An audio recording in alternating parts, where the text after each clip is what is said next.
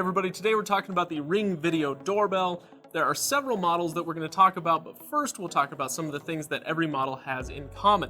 Each one is a box that you attach to your wall or your door frame. Each provides a wide field of vision and an app where you can see what the camera sees. Each one has an easy installation process, except for the Elite model, but at $500 we're pretty much leaving that one out of the conversation anyway. But as for the other ones, let's dive in.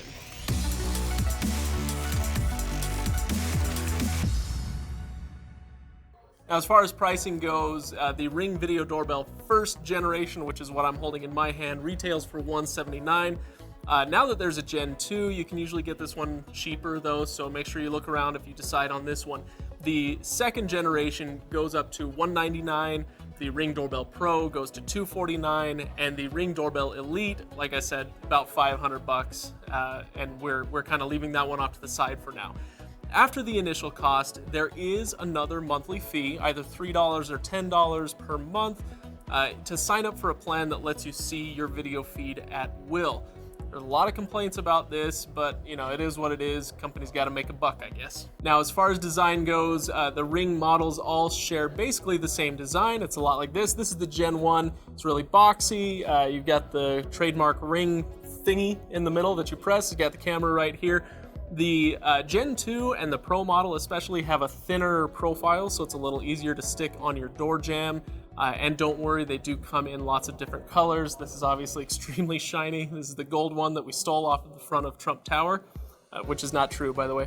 But the outlier as far as the appearance goes is the Elite model. It really does look really slick, but in my opinion, it's not $500 slicker.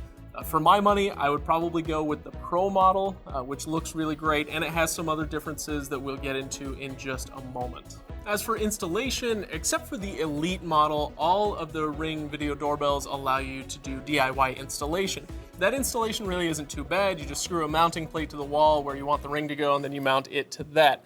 Now, the first and second gen models give the option of battery-powered operation, but we really recommend that you hardwire it in. It's really not too hard to do as long as you follow the instructions that come with the packaging.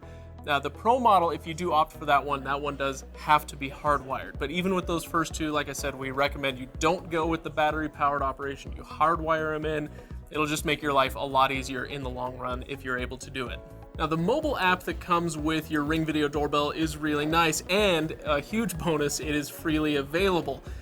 To give you a sort of contrast, a company like Vivint, where you can get another video doorbell, they won't even let you into the app if you're not a currently subscribed customer. So that's a nice thing about Ring. You buy the video doorbell, you've got the hardware, and you're always able to get into that app. Now, once you're in there, there are some differences. Like I said, there's a subscription model where you pay either $3 or $10 a month for different functionality within that app, but you can always get in there.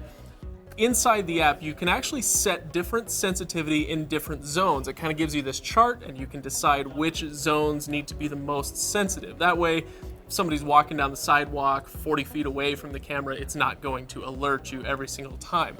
This is a really nice feature, and in one of the models, it's even better. So we should talk about the differences between these three base models. The major differences are in the resolution, the field of vision, and in the sensitivity fields that we were just talking about.